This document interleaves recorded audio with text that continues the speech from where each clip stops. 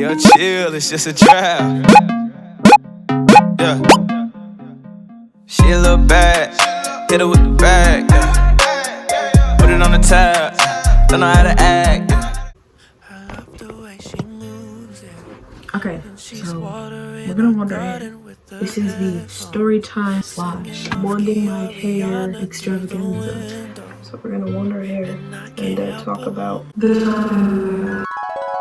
Wait, so in case y'all didn't know, I have a 2nd and 3rd degree burn on my left thigh. Yes, sister girl, 2nd and 3rd, 2 different degrees. I was 15 when it happened. It was 2016. I was a freshman. It was a Tuesday. It was the week before spring break. If you watch the Sister versus Sister ×5 video, it says the exact date.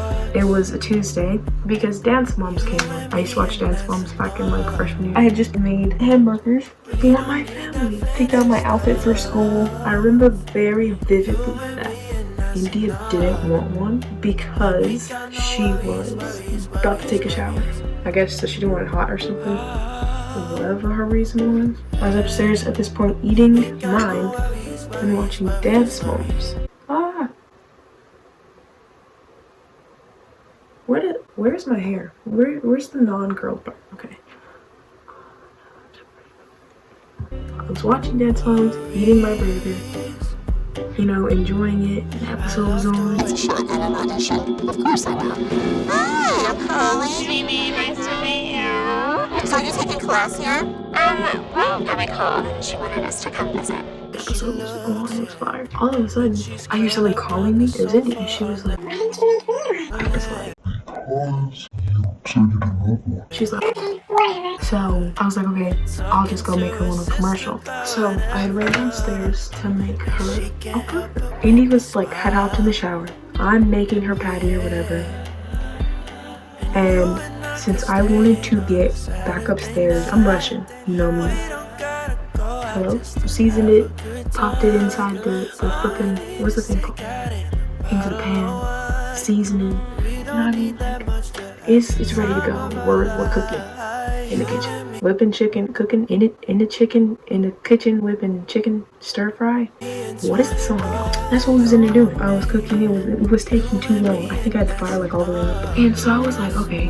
In my mind, I was like, let's press down as hard as possible onto this skillet in order to go back upstairs and watch Dance Moms. And at the time, this seemed like a great idea. I know now it wasn't, but at the time it really truthfully did seem like a great idea. I was 15, I don't know what y'all want from me. And the thing was, I wasn't holding the pan. So I was like, let's press down as hard as we can onto this unstable skillet with this unstable spatula so we can hurry up and go back upstairs and watch Dance Moms before. A couple seconds after I had pressed down on the pan, I can't make this up. The spatula broke. Maybe y'all in physics can explain this to me. The pan flipped over, and it all happened like so fast. I don't know where the patty went at this point, but all of the grease, the hot grease, got all over my thigh. The fire decided to follow the grease. For whatever reason, fire be following stuff, and traveled the path the grease did and just went down my neck. Whatever reason fire be doing the things it be doing, it decided to do the thing. I don't know why. So at this point, I don't think I was in shock. China says I was in shock, but I wasn't in shock. I just started screaming. Now, let me picture out the picture. My mom is sitting down and Asia's standing up doing her hair. London, I don't know where she was. Maybe she was upstairs. I think she was downstairs, but her scooter was in the middle of the floor. And he was in the shower. Italy and China are both upstairs. At this point, I'm screaming. I have the broken piece of the spatula in my hand. I didn't turn off the fire. I didn't do any of that. Couldn't stop, drop, and roll because people have asked me this before. I could not stop, drop, and roll. The fire was on the floor. It wasn't possible. I took the spatula and I just started screaming, and I ran past the refrigerator into the family room, and I just started like jumping because like it was hurting, obviously it was burning, and I just started like screaming. I did not cry. Nobody listened to China. I did not cry. No tears were coming down my face. Maybe I was like making noises of crying, but like I wasn't crying. And my mom hears me screaming and she hears the commotion, but obviously Asia was like doing something to her hair, so she couldn't turn around. So she's like, what happened? What happened? And she jumps up trying to get to me, and she trips over the scooter and hurts her ankle. It was either she tripped over the scooter and hurt her ankle, or she like kicked the bar stool or something, and the bar stool fell on her and hit her ankle. One of the two. And so she's laying on the floor, but she's still trying to get to me. I don't know where Asia went at that point. London is running around in the kitchen screaming, "Sorry, it's on fire! Sorry, it's on fire!" She was 4. India come out the bathroom in a towel, and she like, "What happened?" And they was like, "Oh, Zaria burned her thigh." And then she was like, "Oh snap! What do we do?" Now, ladies and gentlemen, my dad is a whole firefighter. He was at work, so we didn't know what to do at that point. There was like no residual fire or anything. I think either Asia ran over and put it out, or it went out by itself. I don't know what happened. But India like went to get a cup, and she started like pouring water on me, and like pouring water on my leg, like just wetting the floor. Nobody cared. I'm over here sizzling. So China from the back of the house heard me screaming and came down the stairs, and she was like, "What happened?" And Lenny was like, "Sorry, it was on fire. Sorry, it was on fire." And it was really funny. Now let me remind you, China's room is in the back of the house, but granted it is above the kitchen, but her room's in the back of the house. Down the hallway to the left, you hit Italy's room. It is like a couple footsteps between their room. We never closed that door, so it was open, and the banister to the stairs, downstairs, it's right there. One of them had called our grandma, one of them had called my dad. Nobody called the 911 yet, y'all. Nobody. Somebody called my grandma, and they were like, "Oh, like, guess what happened, Lord? Zaria done burned herself." Grandma on the phone, "What? She did what?" "Oh, they was trying to help my mom off the floor, and the whole, like, my leg, like, the skin was like, how do I describe this? You know when you get some good chicken and you bite into the chicken and then the skin is coming off? That's how my legs look. Well, how else can we describe this? When you eat a cupcake or a ding dong or something, and you peel the Laffy Taffy, here we go. When you open your Laffy Taffy, it's taffy, and it's like sometimes it's hot, and you open it, and you can't open it exactly without the some of the Laffy Taffy being on the wrapper. That is how my leg looked like. It was like the skin was like melting off of my thigh. But still, at this point, nobody had called the 911. My dad just like, "Okay, I'm on my way." Somebody's on the phone with my grandma, and she was like, "Okay, I'm on my way too." And they was like, "Okay, we're gonna wait till my grandma got there in order to call 911.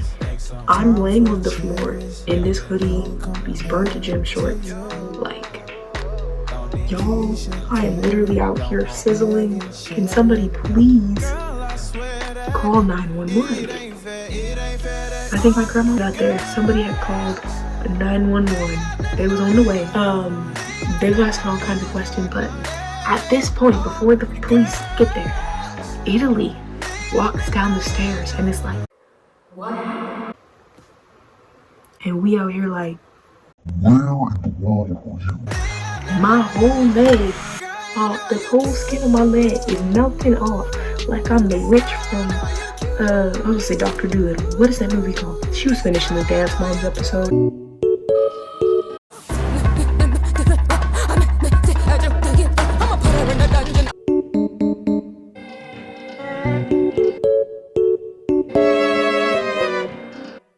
Maybe I was in shock because like I wasn't reacting like somebody who just got burned. I was not reacting in that way. Like I wasn't in pain So maybe I was in shock. I mean, I was in a little pain, but like not to the point where I wanted to like cry. Maybe that's what had happened. Maybe that's why. Because I'm literally laying there on the floor and I was so mad. Not at the fact that I burned my phone, but the fact that I had just picked out the cutest outfit to wear to school. I was upset because I couldn't go to school the next day and wear my outfit because obviously like my leg was burned, so I couldn't go to school and wear my outfit. I was so upset. And so we were supposed to go to Vegas for spring break for our family reunion. I literally just kept asking, can I still go to Vegas? So we're waiting for the police to arrive. We hear the sirens pull up. And we're just like, oh snap, your girl about to ride in I was gonna say in the airport. What's the thing called? The ambulance. Like, I don't remember who went to open the door, but all I do know is that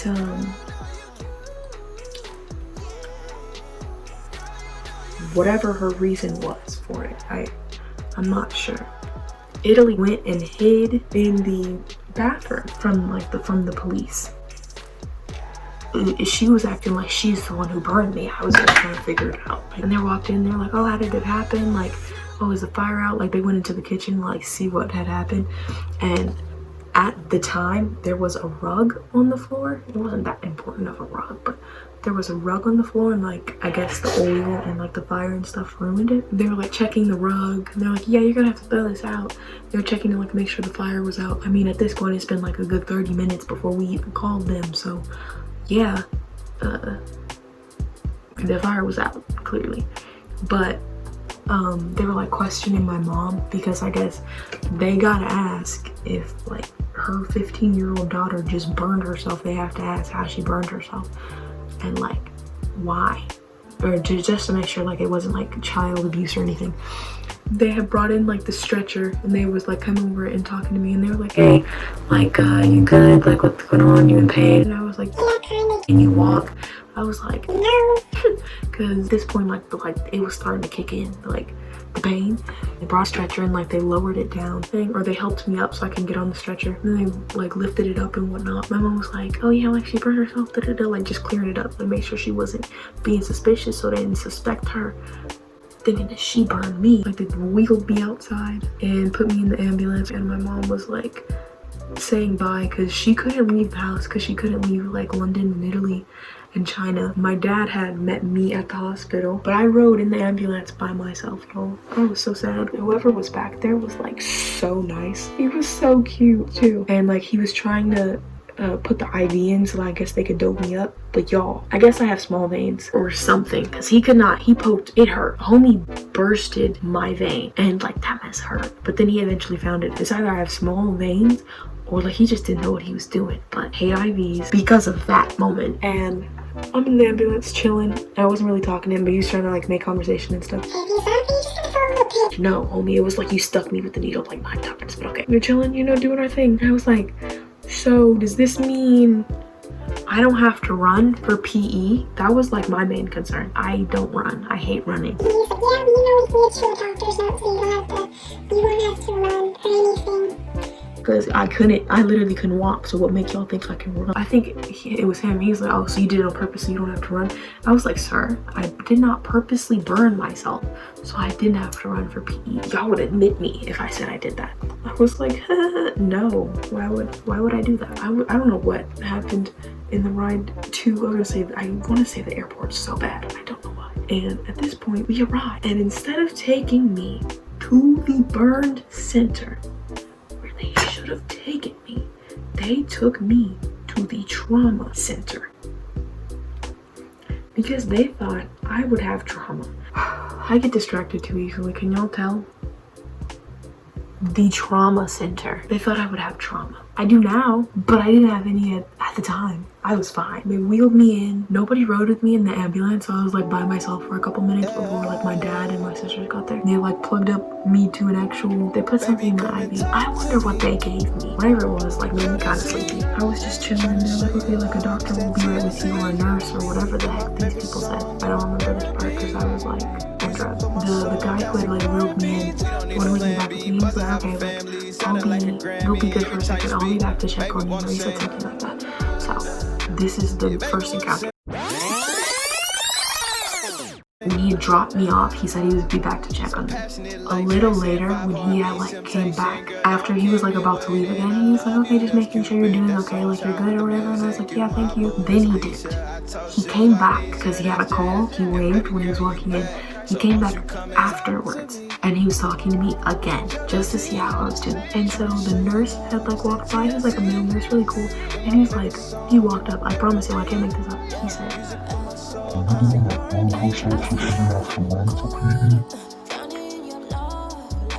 I was like, no. And he was like, yeah, aren't you the one that making hamburgers and just I was like, sir, I did not do that. No, I didn't. Yes, I'm the one who burned herself making hamburgers, but I did not purposely burn myself. And he was like laughing at me and stuff. He was pretty cool. And I'm chilling. We're big chilling like a villain. Big chilling. So we're just chilling. You know what I mean? So we're chilling.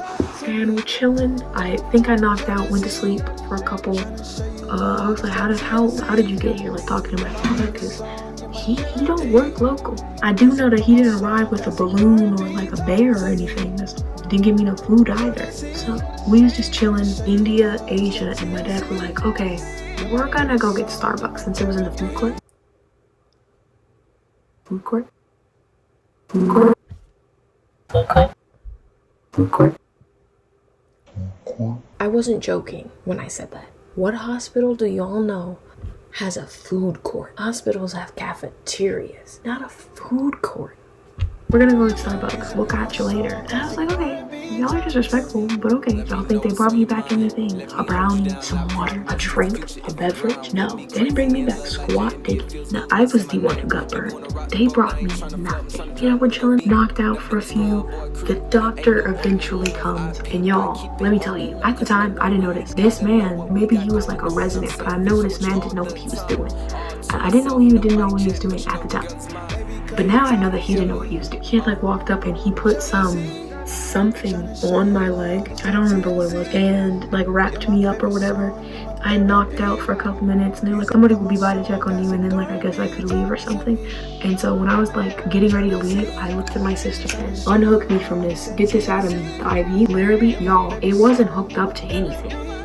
Nothing. They didn't give me any drugs. And eventually, like, the one who first helped me was some young guy. But the one who, like, discharged me or whatever he was doing was, like, an elderly man. And homie, like, he had somebody above him come and check what he was doing. I don't remember exactly what happened, as you can clearly tell.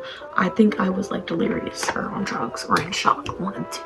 Something was going on because I don't remember the situation at all. And then I left, right? Like, now that I'm older and I recognize it, he clearly did not know what he was doing. Of like limping out the door, the gauze that my leg was wrapped in started to come undone. I was telling me, like, get well soon. As I'm walking up the stairs, the gauze starts to come undone once again. And I was like, okay, cool. And my mom said, oh, go have India like rewrap it for you. She'll tape it. She got medical tape.